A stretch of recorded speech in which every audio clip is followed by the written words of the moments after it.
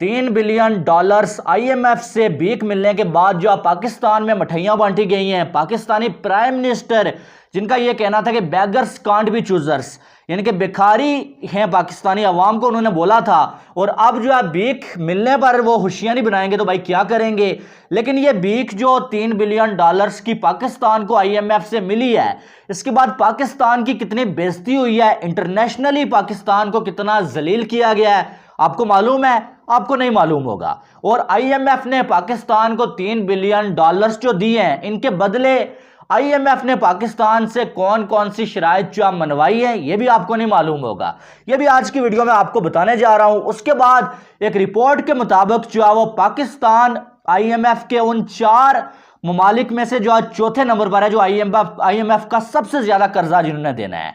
अब अगर देखा जाए तो यहां पर बात करेंगे हम जो है ये मामलात किस तरह से चल रहे हैं और किस तरफ जा रहे हैं। और ये जो आईएमएफ से पाकिस्तान ने कर्जा लिया है, भाई ये कर्जा चुकाना किसने है, किस तरह से चुकाना है। और सबसे बड़ी बात कि आईएमएफ से जो कर्जा लिया उसकी जो शराइत हैं वो पाकिस्तान ने पूरी तो करनी है, पाकिस्तानी हुकूमत ने, लेकिन उनका जो बर्डन है वो किसके ऊपर जाने वाला है, इसके हवाले से भी आज की वीडियो में बात करेंगे। तो जनाबे वाला, आपको मालूम है कि आईएमएफ से बड़ी मिन्नतें और तरले करने के बाद $3 बिलियन जो है पाकिस्तान को भीख मिली है। भीख इसको मैं बार बार इसलिए कह रहा हूं क्योंकि हमारे प्राइम मिनिस्टर ने ये बोला था कि भाई भिखारी है पाकिस्तानी अवाम को भिखारी बोला था। तो इसका मतलब यही है कि जब आपको जो है वो डोनेशन मिलता है तो वो भीख ही होती है। तो आपको $3 बिलियन मिले। और ये अजीब ही सोच है कि भीख मिलने पर जो मिठाइयां बांटी जा रही हैं, भीख मिलने पर जो है वो क्या बोलूं मैं यार, लुडियां मारी जा रही हैं। अब अगर देखा जाए तो 4 ममालिक जिनमें जो है वो अर्जेंटीना जो पहले नंबर पे आता है। और अर्जेंटीना की बात करें तो द कंट्री ऑफ बेगर्स इसको कहा जाता है। क्यों कहा जाता है? क्योंकि इनके पास बिल्कुल ही कुछ नहीं है और इनमें भी भिखारियों की जो तादाद है वो बढ़ती जा रही है। अब अगर देखा जाए तो अर्जेंटीना की बात करें तो $46 बिलियन जो है वो आईएमएफ से इसने लिए हुए हैं। $46 बिलियन, और शायद ये बढ़ता ही जाएगा, ये कभी कम नहीं होगा, ठीक है। उसके बाद जो है नंबर 2 पे अगर देखा जाए इजिप्ट आता है, जिन्होंने जो है $18 बिलियन जो है वो लिए हुए हैं आईएमएफ से। और नंबर 3 पे यूक्रेन आता है, $12 बिलियन जो है यूक्रेन ने आईएमएफ से लिए हुए हैं। और नंबर 4 पे पाकिस्तान आता है। पाकिस्तान का जो कर्जा था इससे पहले जो है $7 बिलियन था, लेकिन जो $3 बिलियन जो है इन्होंने लिए हैं आईएमएफ से, अभी जो मंजूर हुए हैं, इसके बाद पाकिस्तान का जो कर्जा है भाई वो अब बन गया भाई साहब $10 बिलियन, $10.4 बिलियन। और 2014 में भी पाकिस्तान को जो है वो कर्जा मिला था आईएमएफ से।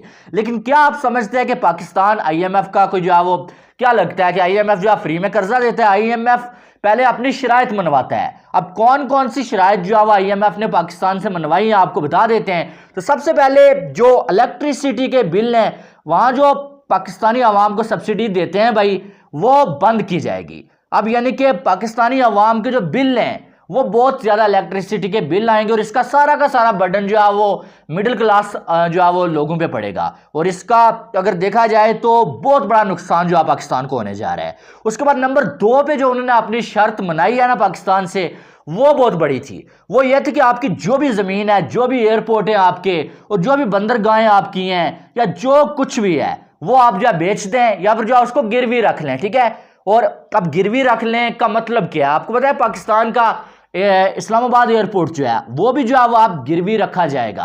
अब आप सोच रहे होंगे ये कैसे होगा?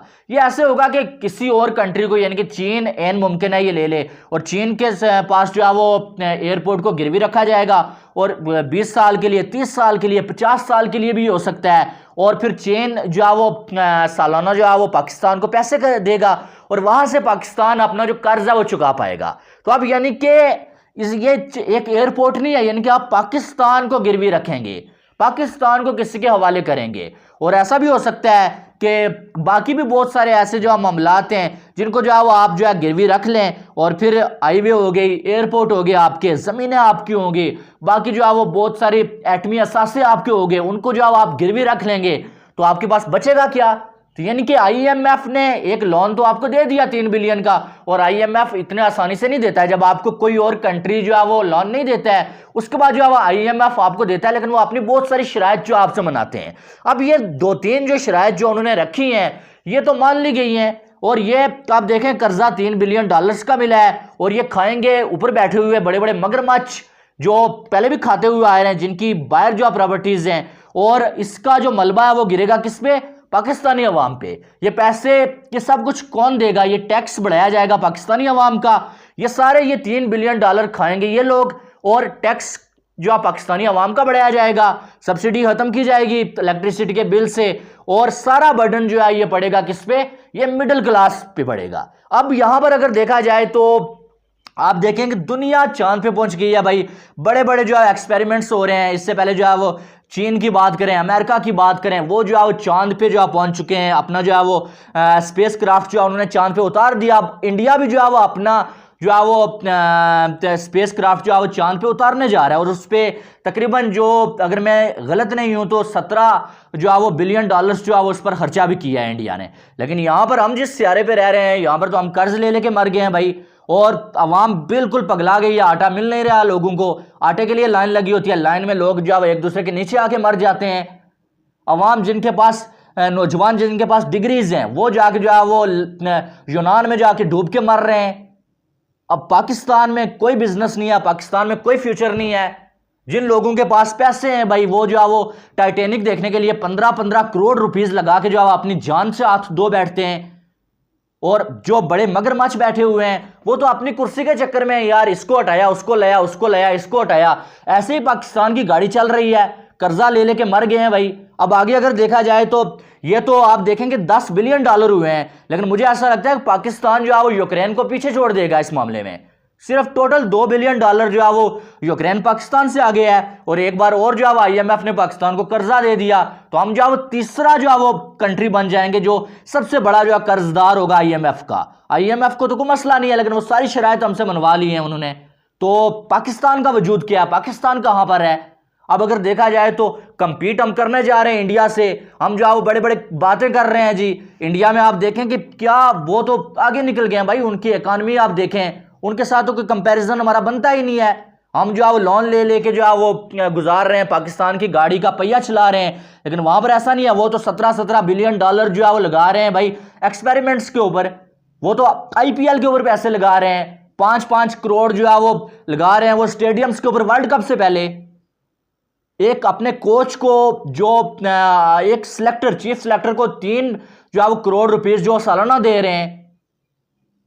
अब इंडिया में आप देखेंगे इस टाइम जो है वो एप्पल के जो है वो स्टोर्स खुल गए हैं। पाकिस्तान में कोई सोच नहीं सकता है, बड़ी बड़ी कंपनीज इंडिया में आके इन्वेस्ट कर रही हैं, और पाकिस्तान में जिन्होंने इन्वेस्ट किया हुआ है वो पाकिस्तान से उठा के बाहर लेके जा रहे हैं। गैर यकीनी की हालत है, किसी को यकीन ही नहीं है कि पाकिस्तान में अगले पल में क्या हो जाएगा। यहां पर जो अवाम है वो जो है वो अपनी फौज से आज़ादी मांग रही है। हुकूमत कैसे बनी है, किसने बनाई, कुछ पता नहीं है। क्या हो रहा है क्या नहीं हो रहा है किसी को पता ही नहीं है। हुकूमत खुद ही बन गई लोटे खरीद के। PCB चल रहा है, लेकिन PCB का चेयरमैन ही नहीं है। चेयरमैन के बगैर जो पाकिस्तान क्रिकेट बोर्ड चल रहा है, और आगे एशिया कप आ रहा है, वर्ल्ड कप आ रहा है। इनके कोई चीज, ना किसी का मुंह है ना किसी का सर है, और बातें बड़ी बड़ी कर लें। आपको ये तो समझ आ गया होगा कि IMF से जो $3 बिलियन मिले हैं, ये तो सबसे बड़ा शर्म का मुकाम है कि भाई जो मिठाइयाँ बांटी जा रही हैं, और जो है वो मुबारकबाद दी जा रही है ट्वीट करके कि यार आपको मुबारक हो, हमें जो है वो IMF से भीख मिल गई है। और ये भी बताओ कि भीख जो मिली है उसके बदले में तुमने क्या क्या किया है। पूरे पाकिस्तान को गिरवी रख लिया तुमने, पाकिस्तानी अवाम के पेट पे लात मार दिया है। जहाज आ रहा है भाई साहब तेल का, और अब जो है सब कुछ सस्ता होगा। क्या सस्ता हुआ? पेट्रोल डबल हो गया, डीजल डबल हो गया। सस्ता क्या हुआ? जो आता है वो इनके पेट में जाता है, बाहर जाता है। पाकिस्तानी अवाम के हाथ में क्या आता है? और भाई सीखो सीखो, बाहर के ममालिक से सीखो। कम से कम इंडिया को दुश्मनी समझते हो, लेकिन इंडिया से सीखो। कम से कम उन्होंने अपने आप को नहीं बिगाड़ा हुआ है। PM मोदी को देख लो आप, वो बंदा जहां जाता है उसको इज्जत मिलती है, और हमारे जहां जाते हैं जबरदस्ती जाके लोगों से गले पड़ते हैं, मिलते हैं, लेकिन कोई मिलता ही नहीं है। तो ये सारी चीजें आपके सामने रखने का मकसद ये है कि एक तरफ आपको जो मुबारकबादें दी जा रही हैं कि यार मुबारक को, हमें जो है वो $3 बिलियन मिल गए हैं, लेकिन आपको ये भी पता होना चाहिए कि इन $3 बिलियन के लिए हम कितना जलील हुए हैं। इंटरनेशनली हम जलील हुए हैं। इंटरनेशनली पहले तो हमारे जो प्राइम मिनिस्टर साहब हैं, अकल के अंधे लोग, उन्होंने हमें जो है वो भिखारी बोला पाकिस्तानी अवाम को। अब तो पूरी दुनिया बोल रही है। और फिर अगर देखा जाए तो पूरे पाकिस्तान को गिरवी रख के जो है वो आपको $3 बिलियन जो है मिले हैं, और ये पाकिस्तानी अवाम के पेट पे लात पड़ेगी। तो कोई ना मुंह है ना सर है भाई, और चले मुकाबला करने इंडिया से और बाहर के कंट्रीज से मुकाबला करने चले। तो बहरहाल आपकी क्या राय है वो आपने बताना है। वीडियो को लाइक करें, चैनल को सब्सक्राइब करें ताकि आने वाली तमाम अपडेट्स आपको बर वक्त मिल सकें। मिलते हैं नेक्स्ट वीडियो में। अपना बहुत सारा ख्याल रखिएगा। Love you all. अल्लाह हाफिज़।